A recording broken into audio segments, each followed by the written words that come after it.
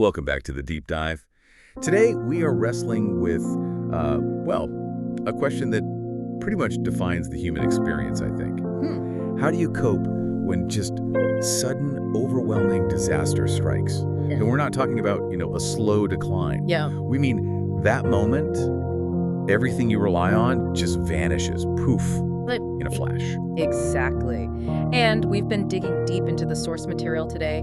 It's a fascinating reflection, actually, on the opening chapters of the book of Job, Job, right? specifically verses 1.6 through 19. Our mission for this deep dive is really to analyze the unique framework this ancient text gives us, Okay. because it deals with that universal human struggle when catastrophe hits, Yeah. We know what happened, the fire, the accident, maybe a diagnosis. Here's the facts. Right, the facts. But how do we handle that paralyzing, almost existential pain of not knowing why it happened? The distinction. Knowing the what, but not the why. That's it. That lack of context is what creates the real suffering, isn't it? And the sources, they seem to offer a specific structure for dealing with that gap. They do. One that moves us, hopefully, past just the immediate physical loss and into, well, maybe a higher plane of understanding. Okay, let's unpack that. Starting with the devastation Job faced. Yeah, let's do that. Because we really need to grasp the sheer speed and the totality of his ruin. That kind of sets the stage for everything else. It really This does. is this rapid fire sequence, wasn't it? 4 different messengers, bang, bang, bang. Yeah, the structure of the narrative itself is terrifying. It uses that quick succession to show there's just no breathing room, no respite. Right. So messenger number 1 arrives, and he reports this, almost unimaginable economic destruction. He lost 500 pairs of oxen. 500 pairs, so 1,000 oxen. 1,000 oxen, yeah. And 500 female donkeys. All just seized by raiders. Gone. That's his main capital, his plowing power. Really? Vanished. And before that messenger even finishes speaking, before Job can even process losing probably half his net worth right there. Exactly. Messenger 2 arrives. Already. And this one reports that fire from heaven like lightning struck his 7,000 sheep. 7,000. The entire flock, and the servants looking after them, all killed. So this isn't theft anymore. No. It's some kind of, unexplained natural disaster wiping out his supply of meat, wool. Okay, so he's reeling from that. Then messenger 3. Still reeling, yeah. Messenger 3 reports a coordinated attack took all his camels. 3,000 camels. 3,000. Think about the wealth that represents back then. Camels were like the container ships of the ancient world. Huge trade power. Gone. So in, maybe a few hours, Job goes from being one of the wealthiest men in the East to facing just complete financial ruin. Utter ruin. But the story saves the absolute worst for last. Messenger 4. Oh, man. Yeah, Messenger 4 brings the ultimate, just unspeakable tragedy. His children. All 10 of them. They were all together having a meal at their oldest brother's house. And this, catastrophic whirlwind hits the house. Whirlwind. Collapses the building. Kills every single one of them. It's just total annihilation. Wealth, livelihood, and family. All gone. The sources really hammer home that terrifying speed, don't they? They do. But here's the key realization the analysis points us towards. The real agony, it argues, wasn't just losing the camels or even the children themselves, as horrific as that is. Right. The true crippling difficulty was that existential struggle, born from knowing what happened. Okay, raiders, lightning, a whirlwind. The facts again. Yeah, the facts. But having zero context for why it happened. Precisely.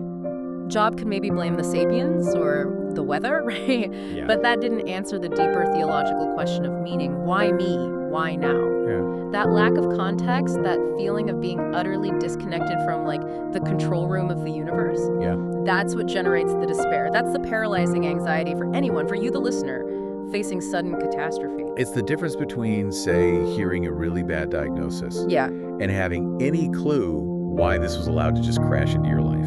That feeling, that total disconnect, is what makes this source material so important then. Yes. Because it gives us, the listeners, something Job didn't have in that moment. It gives us this unique kind of privileged peek behind the curtain. Right, into the heavenly throne room. We actually get to listen in on the conversation that happens right before all this devastation hits Job. And this dialogue is the absolute linchpin of the whole framework presented in the source. It reveals this conversation between God and Satan. Okay. And it establishes what's called the chain of command. We find out that Satan was responsible for the physical actions, maybe manipulating the raiders, perhaps guiding guiding the storm. The what? The what, exactly.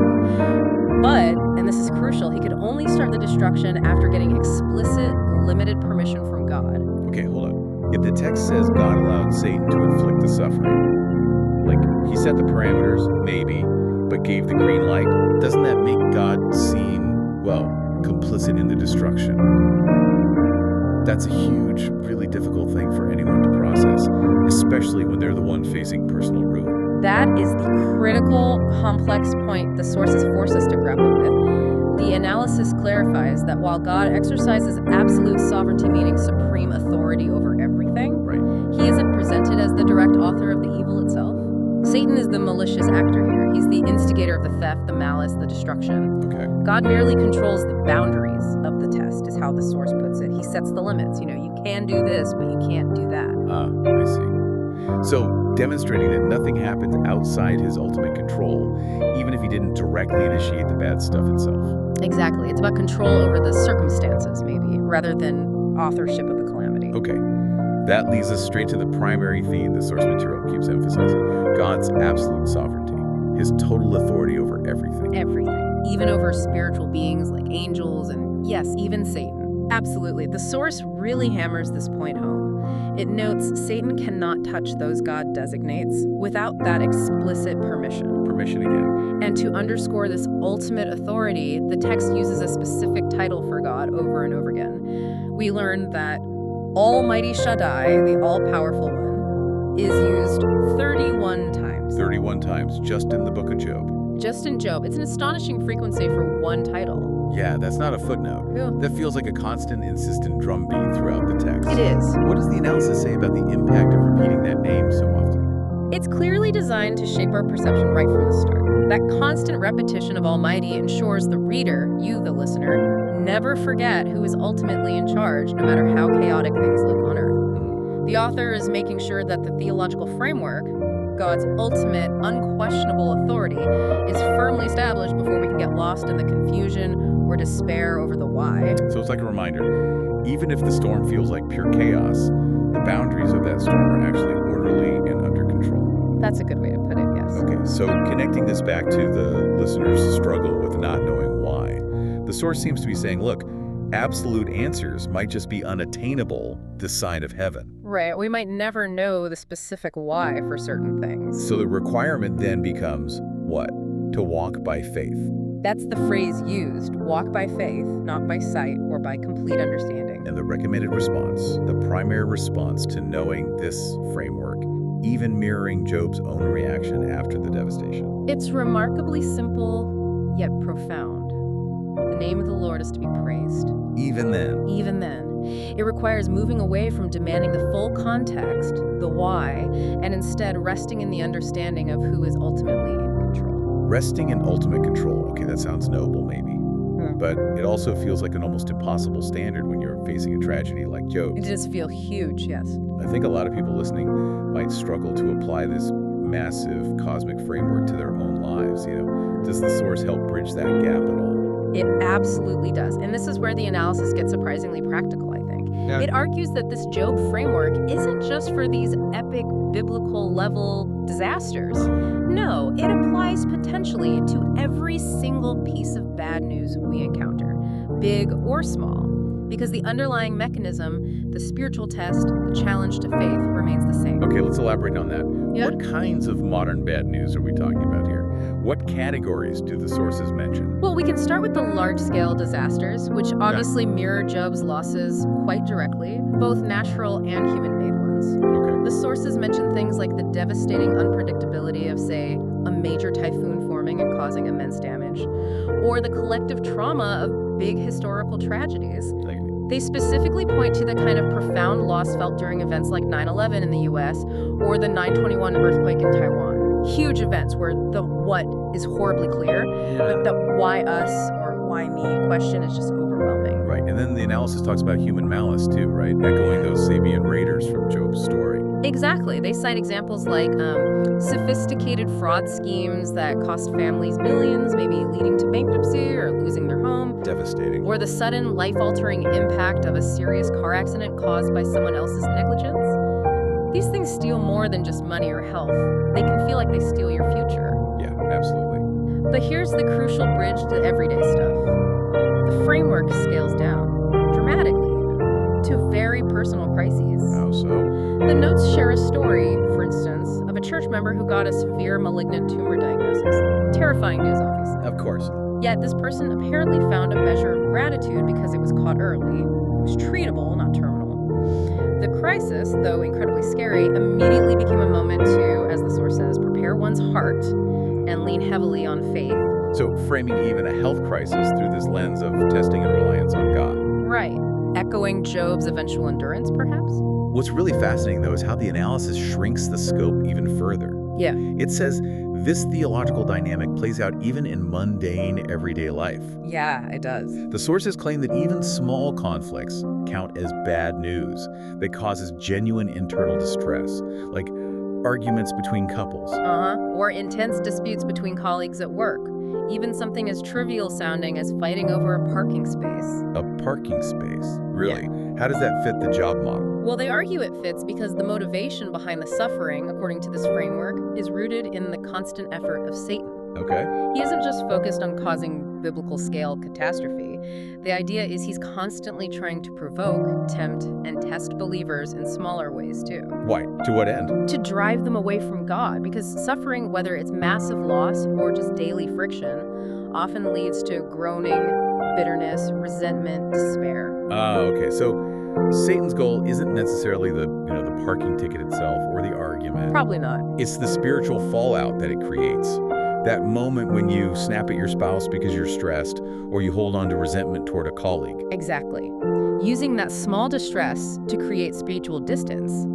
The test is always aimed at the heart, at your relationship with God and others. Okay, that makes more sense. Yeah. So if that's the mechanism, what's the recommended method for overcoming this, according to the sources, both the big and small stuff? It's presented as deeply practical, actually. It comes down to relying on God's love and Christ's salvation. And how does that look day to day? The path forward involves constantly interacting with God through focused, honest prayer, really listening to the truth of His sovereignty, His ultimate control, His love, and consciously receiving comfort from the Holy Spirit. Comfort, that seems key. Very key. The source explicitly says the Spirit wipes away many tears. That comfort acts as the ultimate antidote to the despair caused by not knowing the why. So it's about letting faith, rather than the temporary, often chaotic circumstances, govern your emotional landscape, your inner world. Yes. It's about remembering that even when a small piece of bad news causes that sharp, real distress inside, the underlying answer for restoring inner peace is the same as for the big disasters. Realize the higher power is at play, acknowledge the test, and seek that comfort and context through prayer, allowing your heart to be governed by faith ultimately, rather than fear or confusion or bitterness.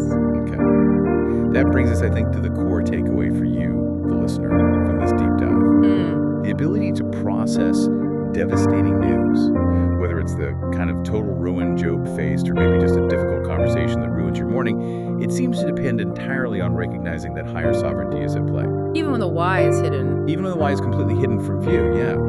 Inner peace isn't found by demanding those answers necessarily, No. but by restoring faith and letting that understanding govern your daily response to conflict, to bad news, big or small.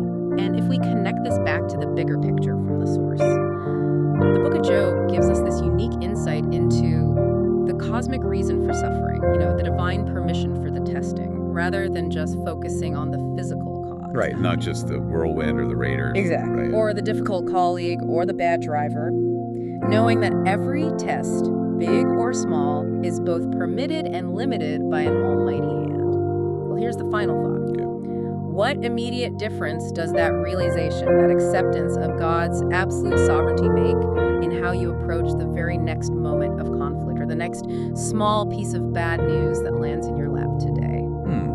How does it change your immediate reaction? That's the real challenge, isn't it? To take this framework and explore how it works, not just in theory, but right now, in your daily life. A lot to process there, Yeah. and definitely a powerful framework to consider applying. Thank you for diving deep with us today. Thank you. We'll catch you next time on The Deep Dive.